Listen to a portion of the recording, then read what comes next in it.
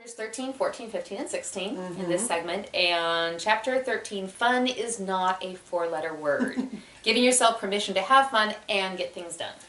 Okay, so I feel like I've kind of turned a corner in this. I know. Go figure. I actually learned something. Before there was no end to my day. Because there was always more that needed to be done.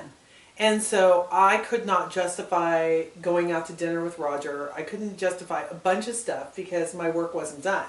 And then I realized, you know what, I need to be realistic about how much work I have and what does done look like. And it's not done with all my work, but it's done for the day. Ooh. So now I have I have a to-do list every day. And I use the same template Monday through Friday, and I've got Saturday and Sunday ones too, and I know it's not very religious to have a Sunday to-do list, but Sunday evening is an important to-do time for me. So I put down a reasonable amount every single day of what I need to do. And so like yesterday, we had, my stepdaughter asked me, can we go look at wedding spots together? And cool. I'm thinking, okay, it's the day after I get back from being out of the country for a week. But of course, I would love to. Now, I really did want to, and I could tell that she was super stressed about finding a spot. Now, fortunately, Monday morning, they found it, they nailed it down. It's all good. But we still had a 2-hour lunch, and I knew that there was going to be a 2-hour lunch in there. So in my brain, though, my list should still be that long, as long as a full day. And I'm like, no, you know what? Yeah. This is important to understand that this is taking a big chunk of my day. So I need to readjust my expectations. But, I put on there answering emails, the number of emails, the tasks I need to get done through the day, both home and work. And then when I'm done, I'm done. And if done means done at 4 o'clock, then, like one of the things I like to do is cook. And so I'm going to cook. If done doesn't get done until I need to go a little bit into the evening, but I've told myself I am not going to work after 7 o'clock. I'm just not. Wow. And, and please don't hear that that's what anybody else should do. Yeah. But I've come to understand I am pretty worthless. Yeah. Now, I jump on Facebook and things like that, but for the most part, I'm done. And so I have the freedom to watch TV with Roger if I want to, or read a book. For some reason, I felt like reading a book was only for people who got all their work done. And I just wasn't enjoying it. And, I want to enjoy, like going to plan the wedding with Amanda was so much fun. Yeah. And I want to have, what do I remember from yesterday? Yeah. Almost nothing except for planning the wedding. Yeah. And that's what I want to do. So I want fun to be a priority for me. And what does fun look like to me? It usually looks like hanging out with somebody from my family or a friend. Or, lots of people hate TV, thinks it's the bane of their existence. There are some shows I really like. Yeah. And movies. And one of the things I've done is when I'm not on deadline, when I'm traveling, because I spend a lot of time in airplanes, that is my read a book or watch a movie time. And I enjoy it. And it makes me so happy. And I love things with a good story. Story makes me happy. And it's taken a long time to say, that's okay. Yeah. I can do that. Yeah. So I feel like I've got some fun back in my life. And I'm planning on this year being a fun year. Cool. That, we're planning for the wedding. We're planning early. We have a tiny little budget, but that's okay. And fortunately, Amanda's okay with that. Cool. Sean's okay with that. And they both said, we want our wedding to be fun. And what I'm really taking that as it's not just the day that needs to be fun, but the 10 months leading up to it. Yeah. Let's make that fun for our family too. Very cool. Yeah. So you're defining done as done enough. Done enough. And that you don't have to keep working to earn your funds somewhere months and months down the road. No fun till the work is done is not an okay thing anymore. It's not because, as you know, it's been a really rough year. We've had two parents die. We've had some major stuff going on, and if I waited till everything was sewn up and tidy, it would never ever happen. Okay, what's our next chapter? All right, the next one is give yourself a timeout. Everyone, and we mean everyone, needs a nap. And oh, you've had a rest revolution. I have had a rest. Realization. I don't know. We'll have to wait and see if I have the revolution because I can be good intentions, but I've been sick for over a month. You have and I've been miserable. sick at least 3 or 4 times this year, and it's really getting on my nerves because I have so much I need to do. Right. And it's annoying. As I mentioned in the previous one, and now I still have all these things to do, but I've lost the time to do them. Right. So that's no fun. And you've been traveling a ton. I have traveled a lot, and I've picked up the germs on doing that. But the retreat I spoke at last weekend, as I was preparing for it, the theme was simplify. Really beautiful theme, and one of the verses that the leader wanted to make sure that we really focused on was where Jesus says, "Come unto me, those of you who are weary and heavy laden, I will give you rest." And I have memorized that since I was a child. I know that verse inside and out, and it hit me so hard just a couple days before the retreat. I will give you rest. What do we call something that one individual gives another? It's a gift. We call it a gift. I'm like, rest is a gift? Wow. And I've treated it like something that I'll get to someday. And honestly, with my temperament, I've treated it like something that only weak people need. Right. Oh, may I interject? Please. I thought people who needed naps were wimps. Yeah. And my mom would take a nap every day. And I'm kind of thinking, come on, suck it up, Buttercup. And I've come to understand some of the people I admire most in the world are like champion nappers. They just are. Well, they've learned how to nap. Ariana Huffington has a TED Talk about so good. Yes. Sleep and how we brag about sleeplessness and exhaustion. Let's talk about what it's really called. It's called sleeping your way to the top is what she calls it. That's true. That's true. But she talks about how she was so tired one day at work, she fell asleep and actually I think fractured her jaw. Yeah, she did. And I saw this like a year or so ago and I was like, oh, well, that's pathetic. Okay, so here's what I did last week. As I was no, you don't. I wasn't going to confess it to anybody publicly, but it's a really good example, and I live to tell the tale for which I'm grateful. But it was right before I was going to speak for a MOPS group, and I had driven up the night before, still sick, just really, really drained. I know I have a retreat coming up. I'm just trying to make it through, survive until Monday kind of mentality.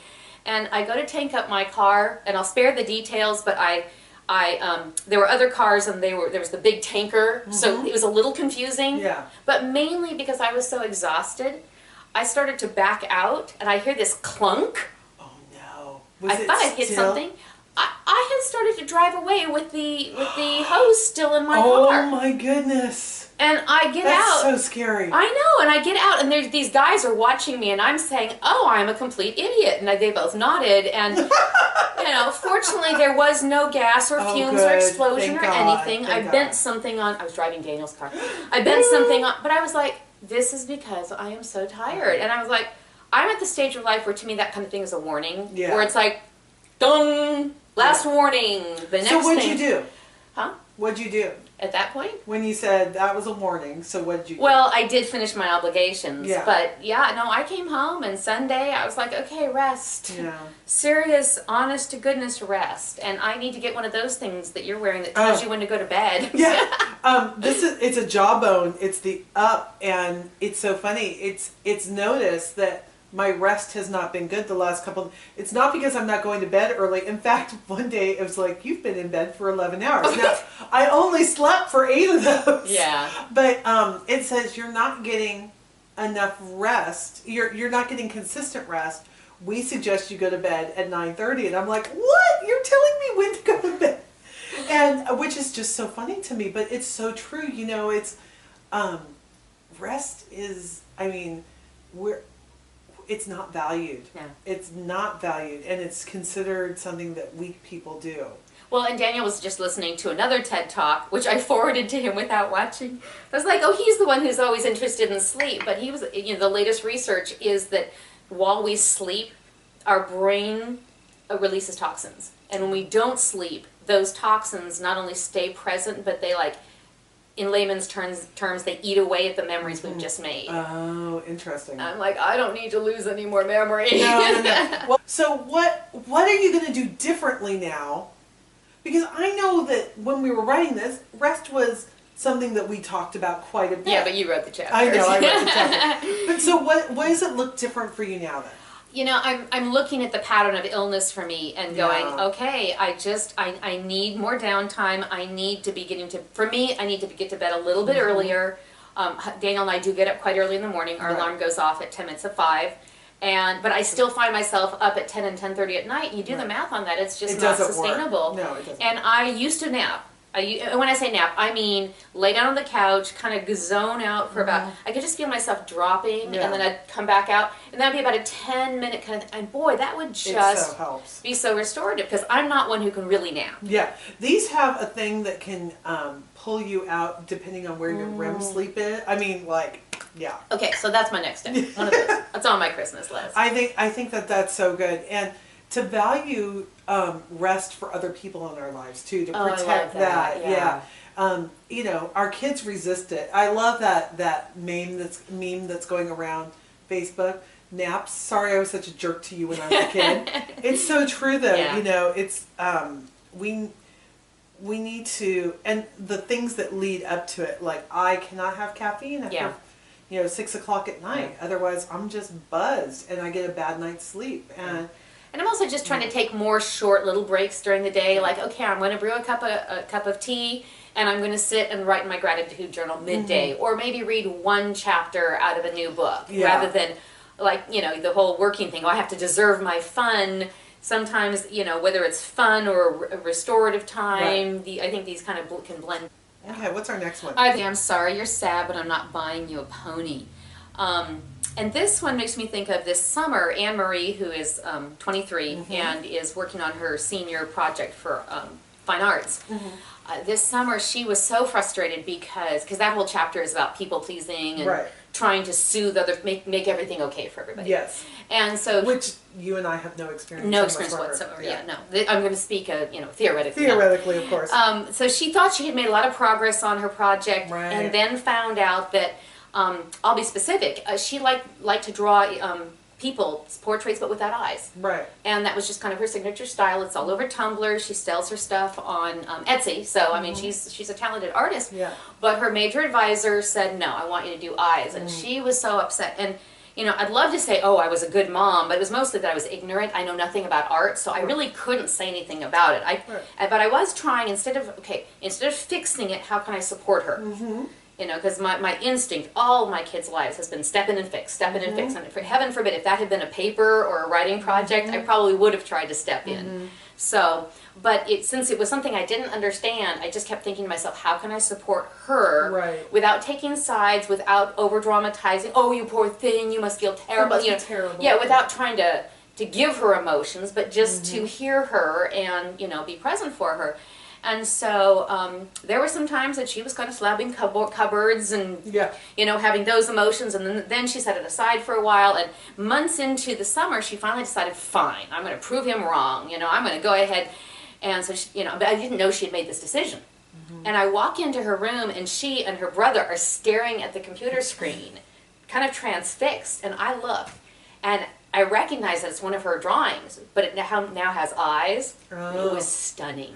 Really? It was stunning. I mean, it had been good before, but it was like, oh my goodness. And then I was like, well, but I don't know what her reaction is. Right. And so I really think I am making progress, because instead of going, here's what I think, thus here's what you should think. It's so good. I was like, I think I must have just gone, whoa, or just something that was kind of a more neutral, you know, to then allow her to engage.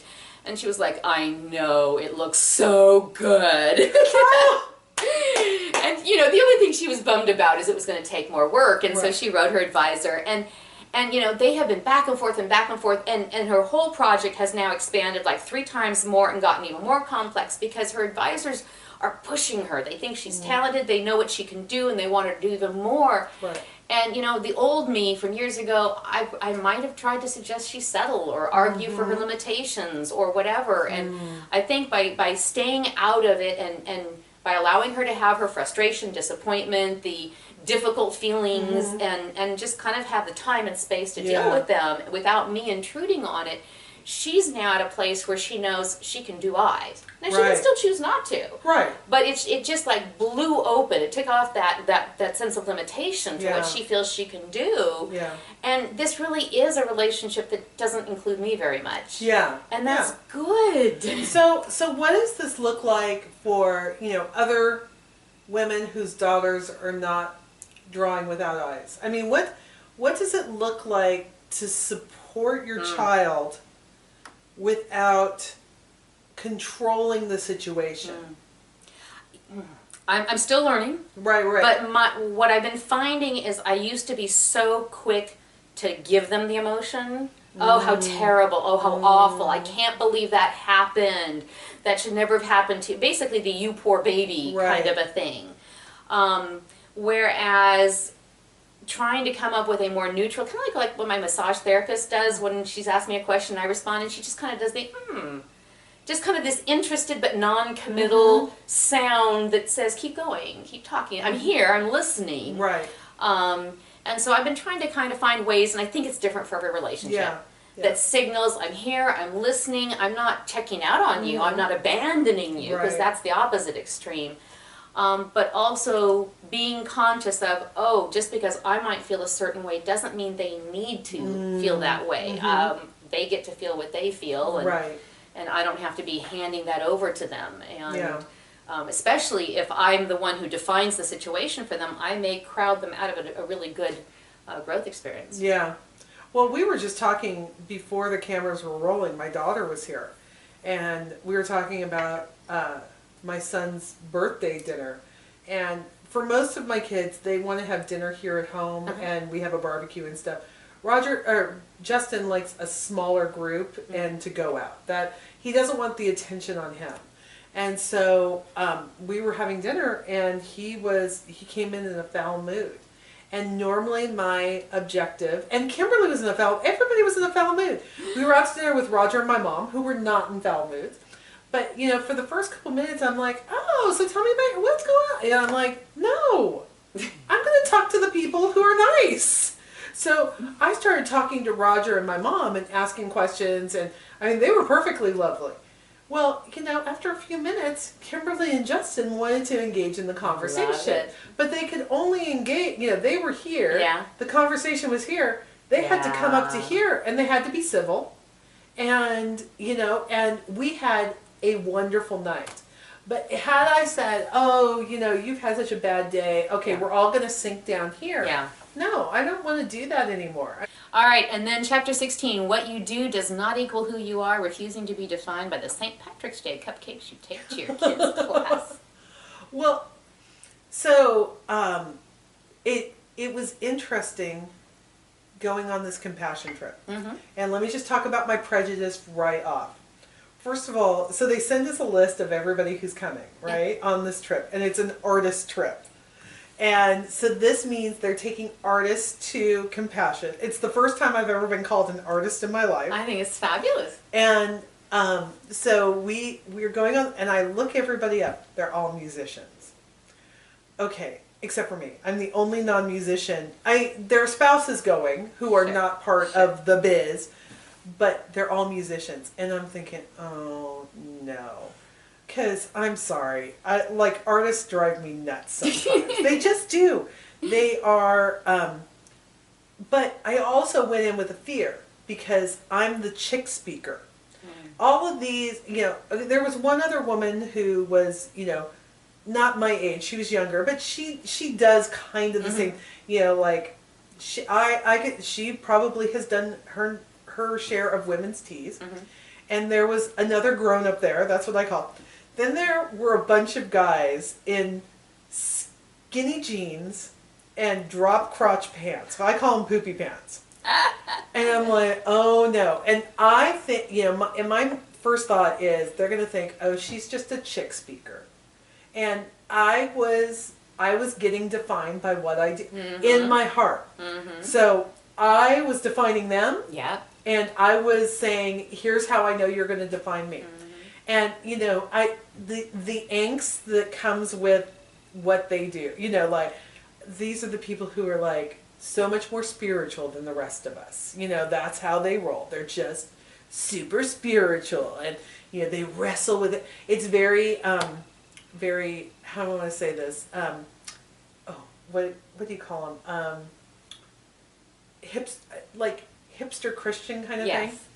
And so I went and determined I'm probably not going to like them, and they're not going to like me.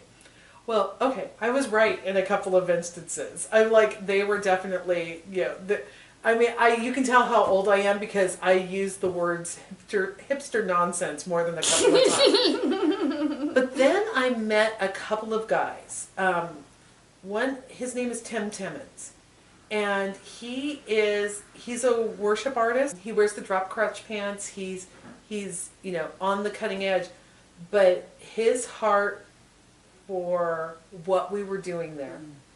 And he must have told Roger and I like 5 times, you just need to know we really like you, him and his wife. And you know, it put me all at ease. I told them, I said, you know, I felt weird coming here being the chick speaker, the ladies tea speaker. And he said, I know you do all those things. He goes, but that's not who you are. We are self-selecting out so often, I think, because we think what I'm doing is not good enough. You know, a word that has been really hitting me the past couple days is unqualified. I am unqualified. So what makes me qualified for anything? It's Jesus Christ. That is the gap. I come with this much talent. I am unqualified.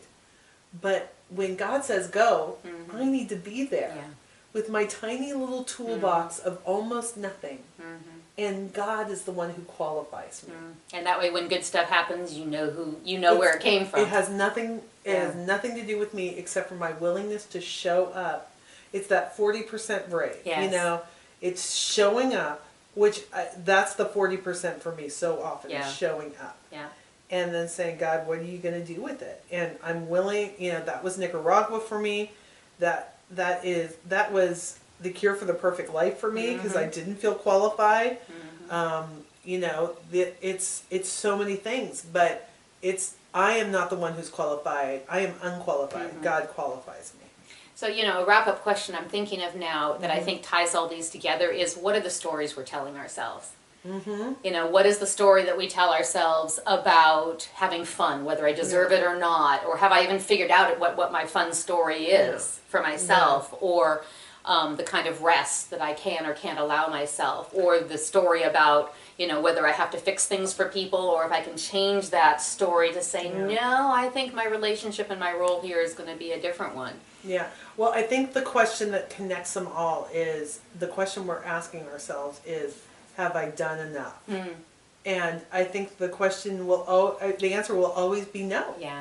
No, we've never done enough. And that doesn't mean we should be doing more. It means that we need to be doing exactly what God has called us to, and not an ounce more. And so what our job is to figure out what God is calling us to.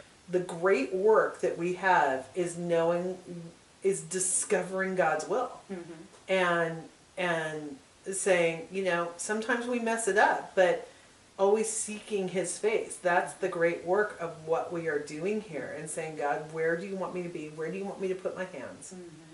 Where do I need to be putting more of myself, being fearless for you, and where do I need to be saying, you know what, somebody else needs to be taking care of that. That is not my job, and I think both are equally hard.